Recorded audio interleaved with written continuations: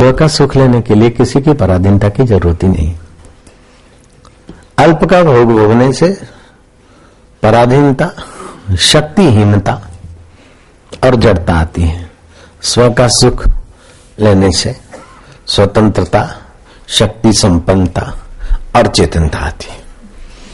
बोले महाराज हम तो भांग पीते न, बड़ा मजे में रहते, ध्यान में रहते, भांग पी के एक बड़े ध्यान से एक बड़ा बड़ा घोल चढ़ा लेते हैं, बड़ा मजा रहता है। और हमारे यहाँ तो अफीम की खेती होती है बाबा, जरा सा अफीम जरा ले लेते न, आए हमारा तो ध्यान रहता है। अफीम से या भांग से जो ध्यान होगा तो अफीम और भांग के नशे उतरने से अपूर्व पुण्य की उत्पत्ति होती है क्या? अपूर्व दिव्य ज्ञान उत्पन्न होता है क्या? तो ध्यान नहीं है, शून्यता है।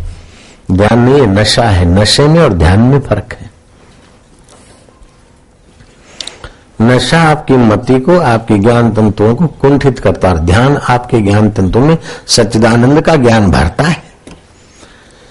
इसीलिए कोई सुल्फा पी के मस्ती में रहता है तो रहे भाई, हमें कोई आपत्ति नहीं।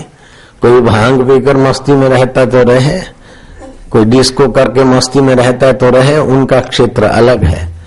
लेकिन ये सारी मस्तियां हस्ती अपनी मिटा देती है और भगवत ज्ञान की मस्ती अपने हस्ती स्वरूप ईश्वर से मिला देती है। नारायण हरि नारायण हरि नारायण हरि। सुबह दोपहर शाम प्रभु हम तेरे स्वरूप में गोता मारते सुखद जीवन का एहसास करेंगे।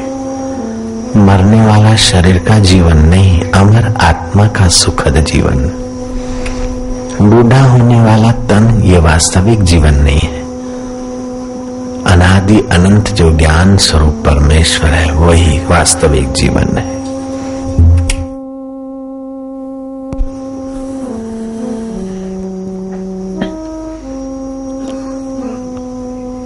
मिटने वाली वस्तुओं को पाना ये व्यवहार जगत में भले पुरुषार्थ कहे,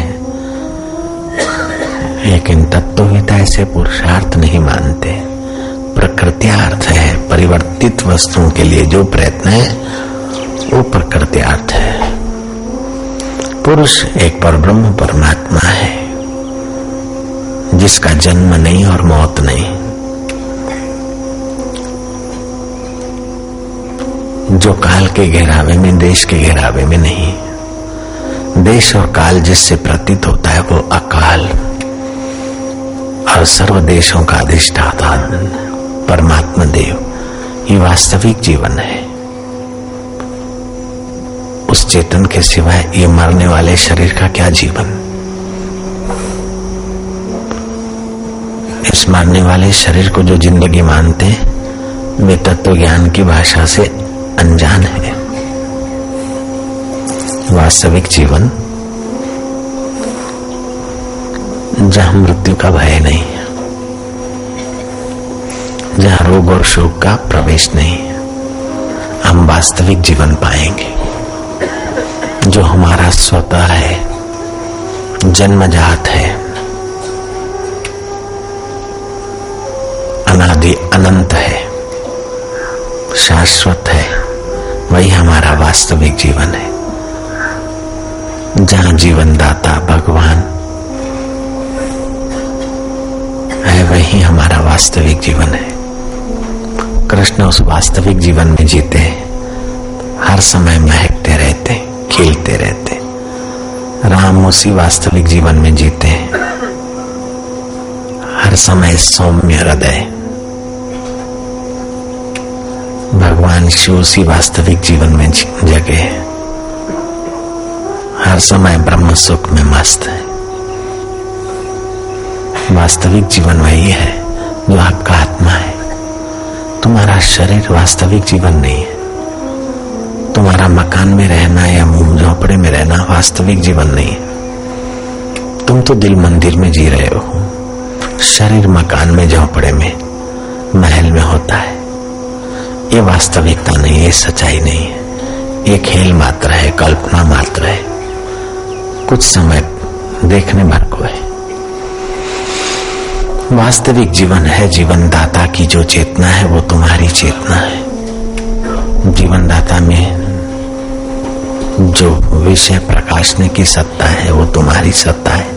तुम्हारी सत्ता है वो वास्तविक जीवन की सत्ता है। ये झूठी बात है कि तुम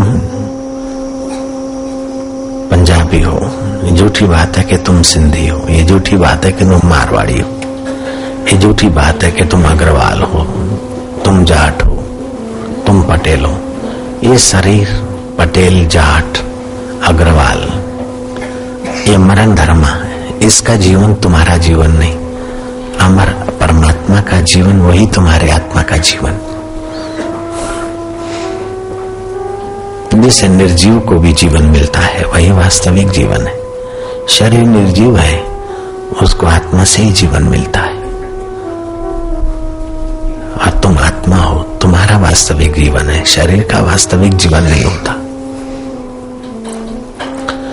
शरीर की सुविधाएं वास्तविक सुख नहीं है। तुम अपने आप में संतुष्ट हो तो वास्तविक सुख है।